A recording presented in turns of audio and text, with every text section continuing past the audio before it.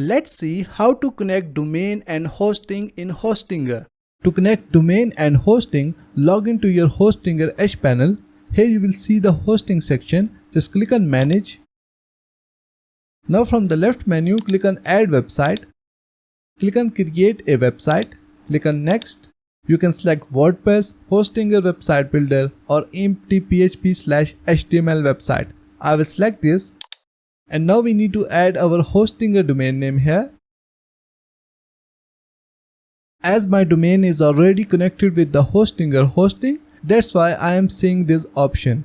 But if your domain is not connected, then you can add your domain here and connect it with Hostinger. After selecting the domain, just click on Next.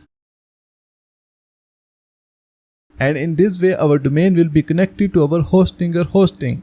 One more thing that you can do is that click on Domains, click on Manage next to your domain, select DNS/name servers, click on Change name servers and select Use Hostinger name servers. So that's it for today. Thanks for watching. Please like and subscribe.